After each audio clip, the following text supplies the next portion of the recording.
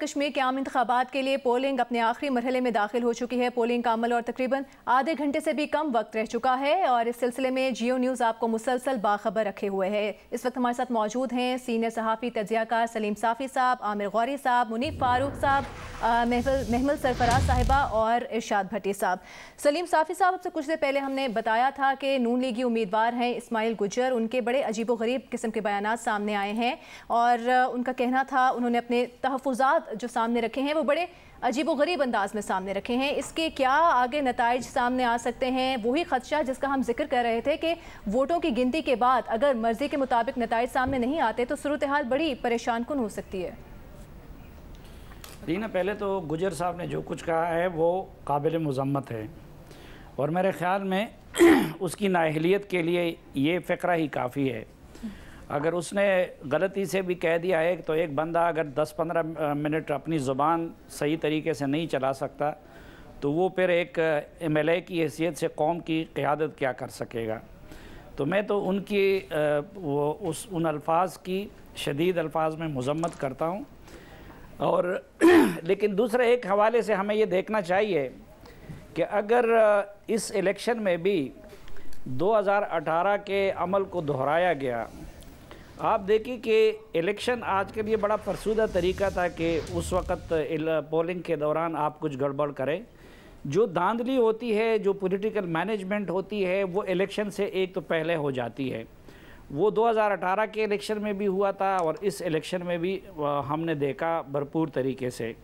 یا پھر پچھلی مرتبہ نئی روایت قائم کی گئی کہ پولنگ مکمل ہونے کے بعد پولنگ ایجنٹوں کو نکال کے ان کی عدم موجودگی میں گنتی کرتا۔ تو اب دیکھنا یہ ہوگا کہ آگے جا کے یہاں پہ کیا ہوتا ہے۔ بظاہر تو جو آزاد کشمیر کے چیف الیکشن کمشنر ہیں وہ بالکل دوسرے سردار رضا نظر آتے ہیں، لیکن اس حوالے سے ہمیں دیکھنا چاہیے کہ آزاد کشمیر کا الیکشن صرف الیکشن نہیں ہے، یہ پاکستان کی سلامتی کا مسئلہ ہے۔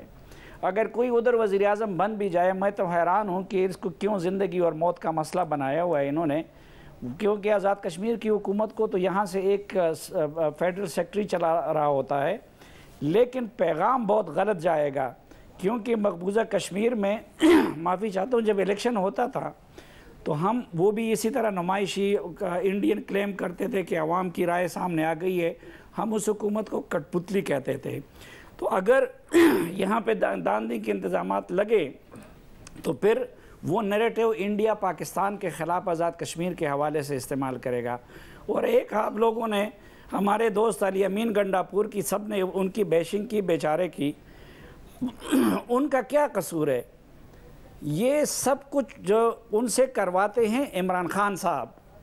علی امین گنڈاپور صاحب کے والد صاحب اور وہ خاندانی لحاظ سے بڑے شریف لوگ تھے، یہ بالکل ان کو، آپ کو کئی مرتبہ میں نے بتایا ہے کہ ایک مرتبہ علی محمد خان نے اقتدار میں آنے سے پہلے پروگرام کے دوران کائرہ صاحب سے کہا تھا کہ جی ہم تو آپ سے سیکھتے ہیں، تو رات کو انہیں عمران خان صاحب کی طرف سے ڈانٹ پڑی۔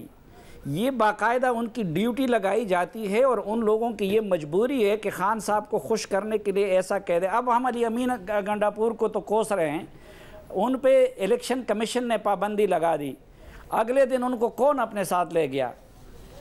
عمران خان صاحب اپنے ساتھ لے گئے، دوسری مرتبہ بھی ساتھ لے گئے۔ تو جو برائی کی اصل جڑ ہے اس کا تذکرہ کرنے کی بجائے ہمارے بیچارے علی امین سادہ معصوم سے آدمی ہیں، ان سے جو کام کوئی لینا چاہتا ہے وہ لیتا ہے، تو آپ ان کے پیچھے پڑے ہوئے ہیں، تو اصل برائی کی جڑ کی طرف جائیں۔